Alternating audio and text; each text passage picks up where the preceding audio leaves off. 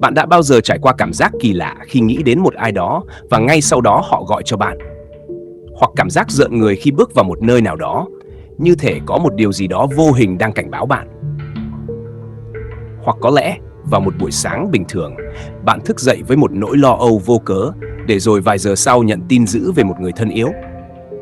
Những khoảnh khắc như vậy, dù thoáng qua hay sâu sắc, khiến ta tự hỏi, phải chăng con người có một giác quan thứ sáu, một khả năng cảm nhận điều gì đó vượt ngoài tầm hiểu biết thông thường?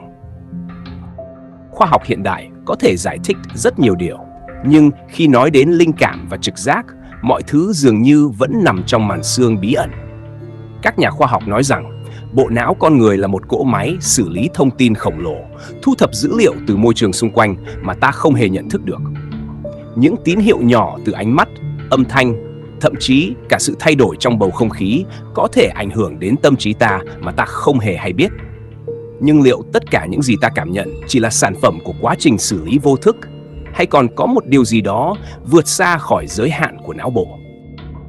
Có những câu chuyện khiến ngay cả những bộ óc khoa học hoài nghi nhất cũng phải bối rối.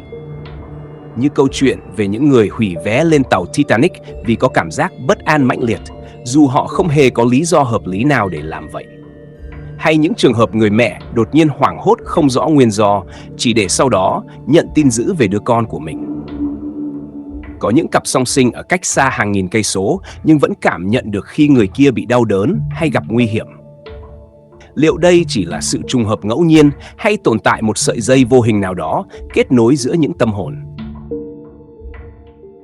Trực giác đôi khi giống như một giọng nói thầm thì từ nơi sâu thẳm bên trong con người. Có những người ra quyết định dựa trên trực giác và không thể giải thích tại sao, nhưng rồi sau đó họ lại đúng.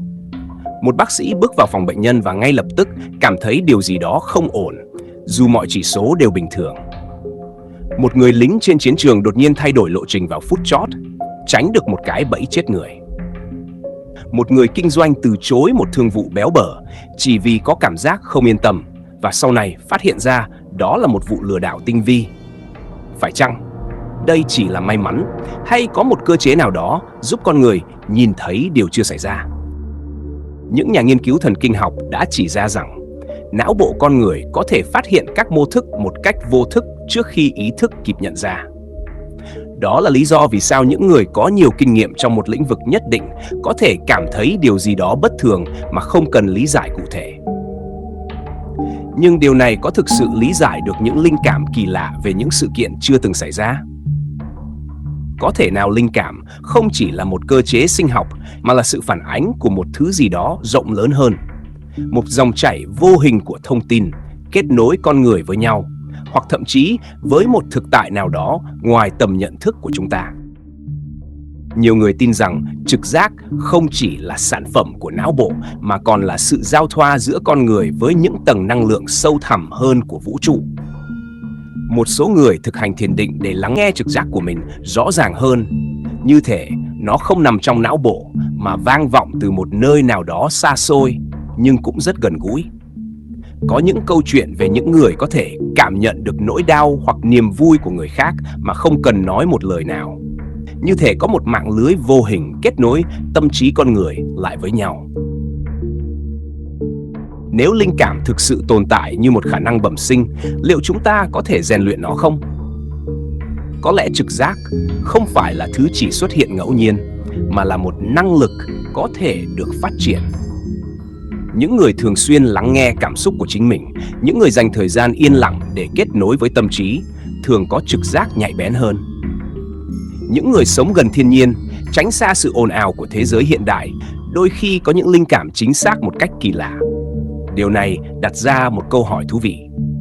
Có phải nền văn minh hiện đại đang khiến con người mất đi một khả năng vốn có, một bản năng mà tổ tiên xa xưa của chúng ta đã từng dựa vào để sinh tồn? Thế giới vẫn còn vô số bí ẩn mà khoa học chưa thể chạm tới. Linh cảm và trực giác có thể chỉ là một phần nhỏ trong số đó, một tia sáng lóe lên giữa bóng tối của những điều chưa biết. Nhưng dù ta tin vào khoa học hay tâm linh, dù ta tìm kiếm lời giải thích hợp lý hay chấp nhận rằng có những thứ vượt ngoài hiểu biết, thì vẫn có một điều không thể phủ nhận. Đôi khi, cảm giác mơ hồ trong lòng ta chính là tiếng nói của một điều gì đó vĩ đại hơn đang cố gắng thì thầm với ta nếu ta biết cách lắng nghe. Nếu bạn thích về chủ đề này, hãy nhấn đăng ký và theo dõi tôi. Khi đó chắc chắn chúng ta sẽ gặp lại nhau ở phần tiếp theo.